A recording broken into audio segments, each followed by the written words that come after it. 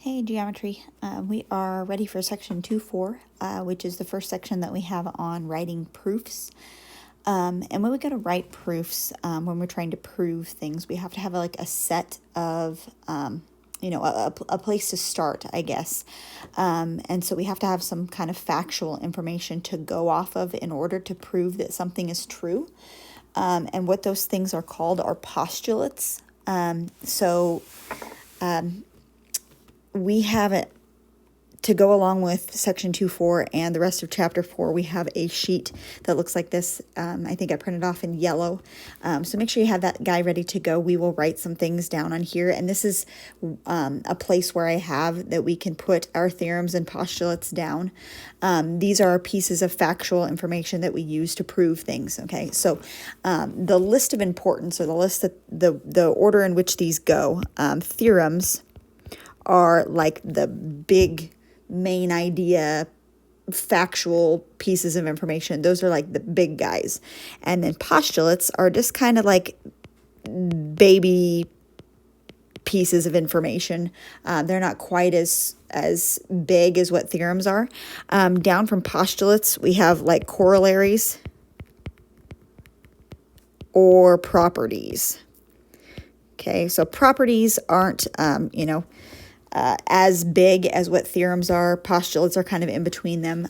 Theorems are kind of things that have already been proven that we can say are facts. Okay, so theorems, postulates, corollaries, we're going to use those all to prove things. Okay, so here's some examples of some postulates. We're not going to write every single one of these down on that theorem sheet, on that yellow sheet that you have, just kind of the main ones. None of these are going to get written down right now, just because these, although they're important, we're not going to use them as much as we're going to use some of the other stuff. So let's just go through these. Postulate 2.1 says, through any 2 points there is exactly one line. So you give me 2 points like P and R, and I can draw a line between them. You give me 2 points like A and B, and I can draw a line through them. Okay, there has to be 2 points that exist in order to draw a line. I can't draw a line through just 1 point, because if I'm given 1 point and I try to draw a line, I could draw a line any which direction. Okay, so if you give me 2 points, I can draw a line. Okay, let me erase all that stuff. Number 2, through any 3 points, there is a plane. So I can draw like a two-dimensional like plane through 3 points. So I have to have 3 non-collinear points. Non-collinear means not on the same line. 3 points make a plane. At least a line contains at least 2 points. So section 2.3 kind of elaborates off of 2.1, which says, yep, if I have 2 points, I can draw a line, but there could be a third point on the line. Okay, so I could have a fourth point on a line. Okay, so it just contains at least 2 points. It could have more than that. A plane contains at least 3 non-collinear points. That kind of branches off of 2.2. It says, okay, I have to have 3 points to make a plane, but I could have a fourth point there, or I could have a fifth point, or I could have a sixth point, and things like that. Each one of these planes is named plane K, or you could call it plane BCE. You can name it with those 3 letters. It doesn't matter, that type of thing. This line is called line N, or you could call it line PQ or line QR, whatever. 2.5, if 2 points lie in a plane, then the entire line containing those points lies on the plane. So if I have A and B that live on this plane K, then the line M also lives on that flat surface as well. Some of these are just kind of like basic. 2.6, if 2 lines intersect, then they make 1 point where they intersect. So this point P is going to be the place where they intersect. 2.7 says if 2 planes intersect, so these 2 like flat surfaces, like these 2 sheets of paper, where they intersect, they're going to intersect to make a line. Okay, so 2 lines intersect to make a point, 2 planes intersect to make a line. Okay, example 1, before we start writing proofs, they're going to just kind of test our knowledge of those concepts. So explain how the photo illustrates that each statement is true. Then state the postulate that can be used to show that each statement is true. Okay, so lines N and P. Let's see, line N, if you look here, N is this guy, and line P is this guy. So we're talking about this line here and this line here. They intersect at point D, which is this guy, which is true. We know that that's true. But how do I know that 2 lines intersect to make a point? Okay, well, postulate. Is that a postulate? No, that's a key. It's postulate. Postulate 2.6 tells me that two lines, N and P, intersect at one point. That's what 2.6 is saying. So this is kind of like baby stepping you through a proof. So rather than having you write an entire proof out, they're just saying, okay, yes, we know that those two lines intersect at a point. What allows me to say that? 2.6 is what allows me to say that. Okay, theorem 2.6. Okay, B says points A, B, and D form a plane. Okay, let's look at points A, B, D. A, B, and D. All right, A and B kind of form a line. A and D form a line, but all three of those points don't form one straight line, so they are non-collinear points, and they are forming a plane, which is this flat surface of this skyscraper right here, ABD. So what tells me that those 3 points form a plane? If I look up here, 3 points form a plane. 3 points form a plane. Aha! Through any 3 non-collinear points, there is exactly one plane, 2, 2. Okay, so postulate 2.2 is what allows me to say that that A, B, and D can form a plane. That this factual step right here is what allows me to say that. Okay. All right. Example 2. Determine whether each statement is always, sometimes, or never true. Explain. If two coplanar lines, coplanar means they lie on the same plane. So I have like a flat surface here, and I have 2 lines that live on it. If they intersect, then the point of intersection, then this place where they intersect is always, let's see, the point of intersection lies in the plane, the same plane as the 2 lines. So what we have to talk about is these 2 lines where they intersect, that dot right there, that dot always also lives on that flat surface. Okay, does that dot always have to live on that flat surface? Can that dot live like up here in this space where they intersect? Okay, so we kind of try to come up with a counter example if we can. In part A, there's no way that I can think of that 2 lines, if they are living on that flat surface where they intersect, there's no way that I can think that that dot won't also live on that flat surface. Okay, sometimes you might end up with a line that lives on a plane here, and let's say I have this line here, and let's say I have this pole going down the center of that line, right? Like this pole is getting shoved down the center. So that dot, lives on the plane, but maybe I have like another line up here where they're intersecting where that dot is not on the plane. But when they designate that these 2 lines have to be on the same plane, that dot also has to live there. So I would say that this isn't always. That always has to be the case. That dot always has to live there. Okay. 4 points are non-collinear. Okay. So let's talk about 4 points being collinear. 4 points could live on the same line, okay? But you can have 4 points not living on the same line. Let's say I have 2 points here and 2 points over here. So sometimes I can have it live on the same line, but sometimes I could have this scenario where they're not living on the same line. So in that case, that is a sometimes. 4 points are non-collinear. I can sometimes have 4 points be on the same line, but sometimes I can have 4 points not be on the same line, okay? All right, so this is just kind of getting your brain ready and thinking how you're going to prove things, how you're going to say, that things are true versus not true. Okay, so a proof is a logical argument in which each statement you make is supported by a statement that is accepted as true. Okay, even though we're proving stuff in math, which doesn't seem all that applicable, you're never going to prove that this triangle is a right triangle, probably out in the real world. You probably have done a proof before when you're trying to convince your parent to let you do something, right?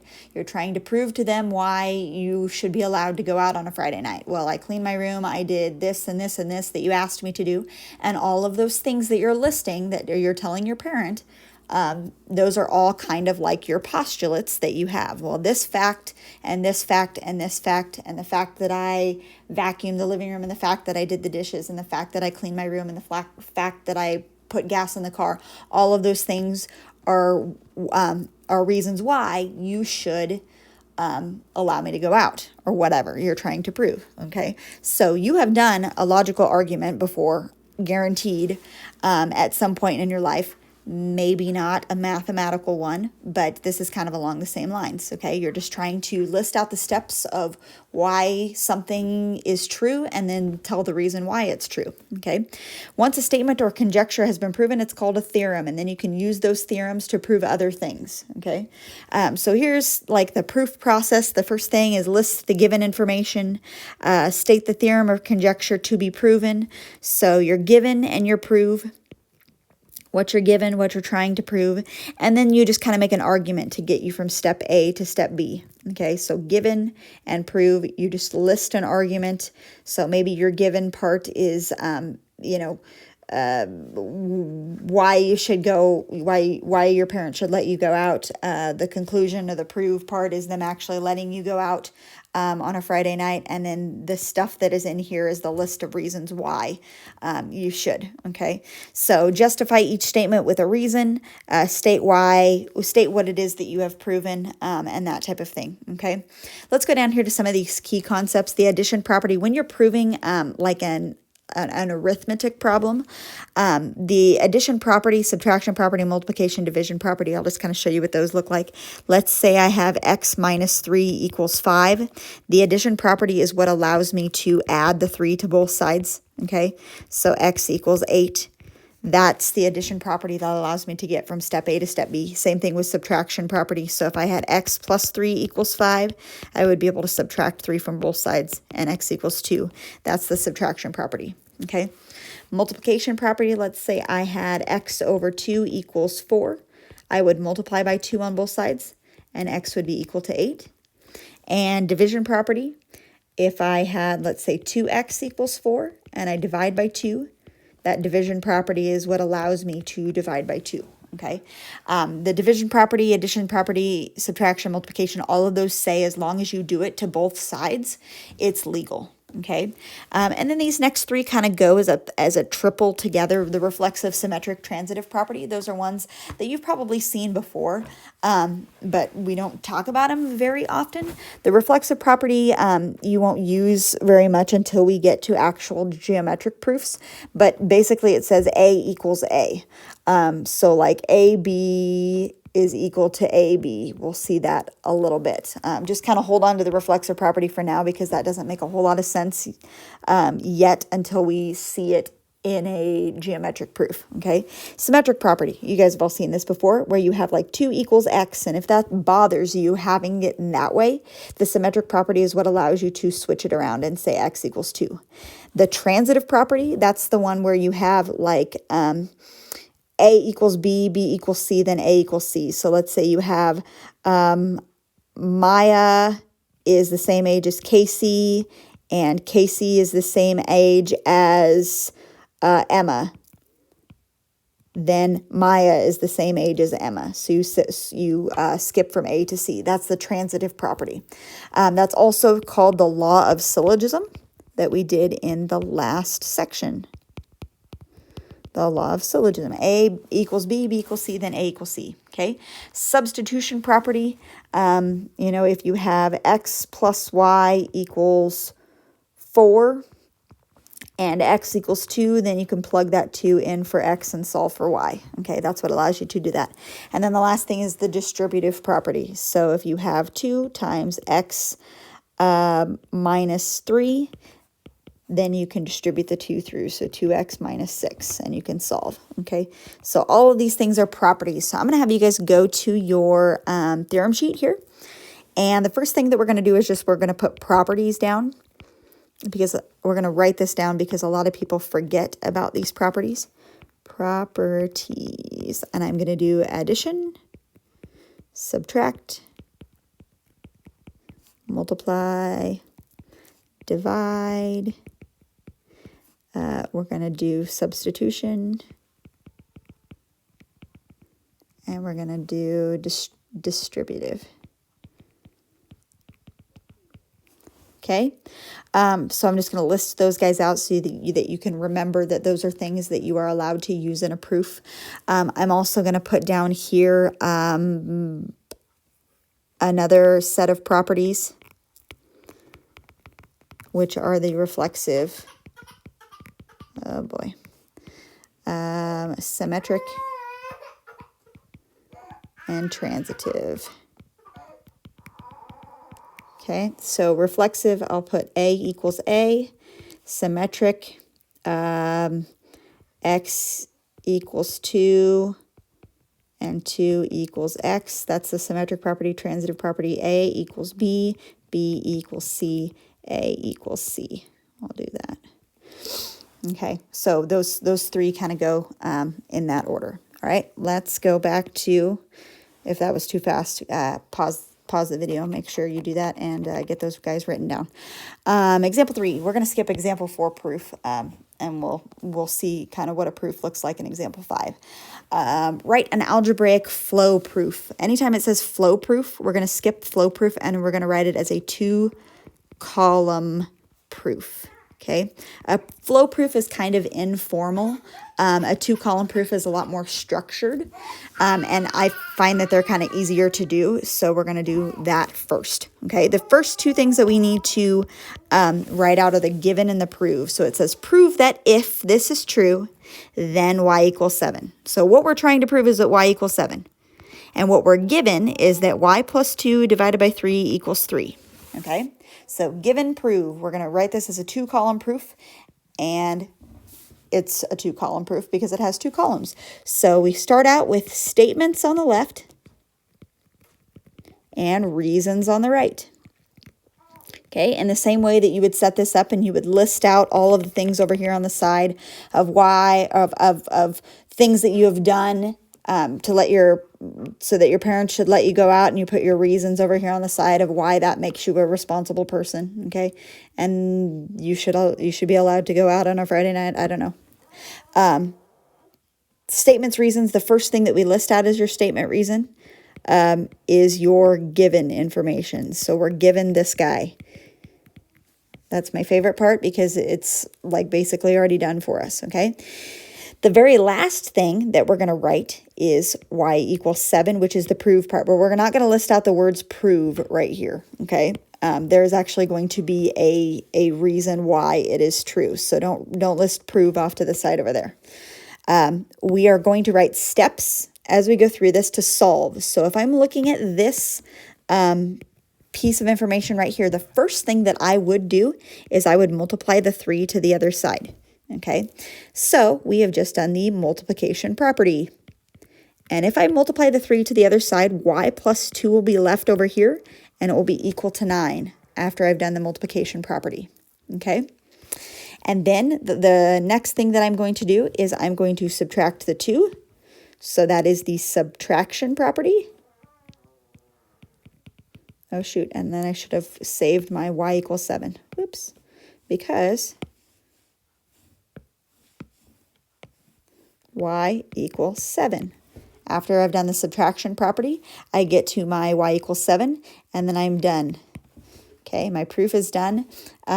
You guys can come up with your own little symbol if you want to. This is the symbol that I use for when my proof is done. It's kind of like putting a period at the end of the sentence. I do a kind of a little infinity symbol with 2 lines. Whatever you want to do at the end, you can put a period, you can put the same symbol as me, I don't care. But anyway, that's our first proof. We're done with our first proof. How exciting. This was an algebraic proof, just doing algebra steps.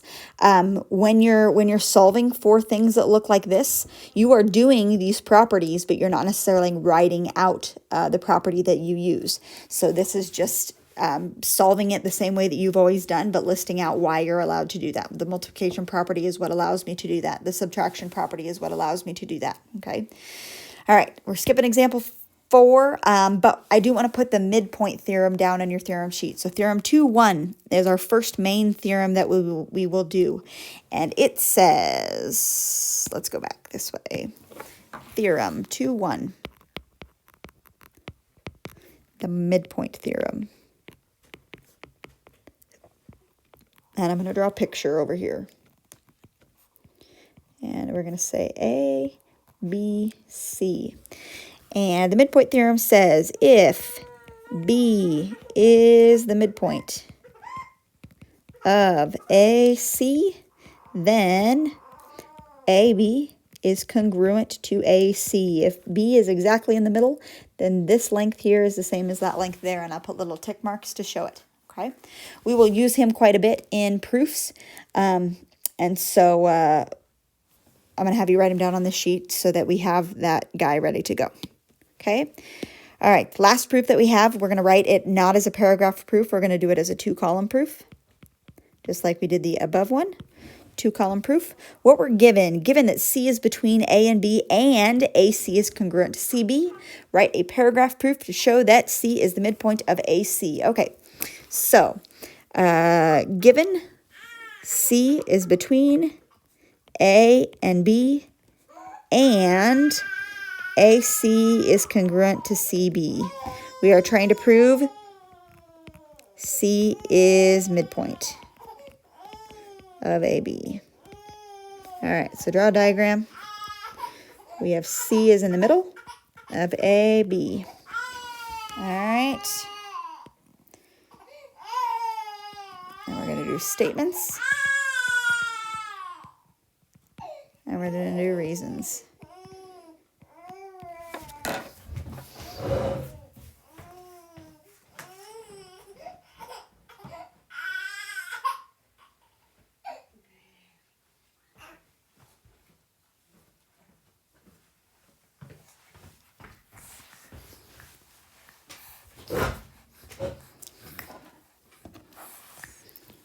Okay, so the first thing that we write out for our statements is the given part. Okay, we have 2 pieces of information that we're given. We have C is between A and B, and AC is congruent to CB. Those 2 things are given to us. So AC is congruent to CB. Okay, now C is the midpoint of AB. Well, the midpoint theorem kind of said the other way around. It said that if M is the midpoint of AB, then AM is congruent to MB, or we wrote it as ABC this way. So we're trying to kind of prove the opposite. Well, it just so happens that if C is between A and B and AC is congruent to CB, then we know that C is the midpoint. This one's going to kind of seem like an easy proof. C is the midpoint because the definition of midpoint says that AC and CB are exactly the same length if C is the exact middle, okay? So this one was just a really easy proof. You were just kind of stating the obvious there, really. By definition of midpoint, C is the middle if those 2 segments are the same length. That's just kind of the way that it works. So besides our given, we just have one step there, and our proof is done. We have proved it. You know, some proofs are only 2 steps. Some proofs are like 8 or 9 steps long. Usually the proofs that we do will end up being somewhere between 3 to 5 steps long. So this one was very, very short. The midpoint theorem kind of went alongside this proof here, but we didn't actually use exactly the midpoint formula because we are trying to say the opposite of those 2 things. Okay, so definition of midpoint is what got us there, and this is our introduction to proofs.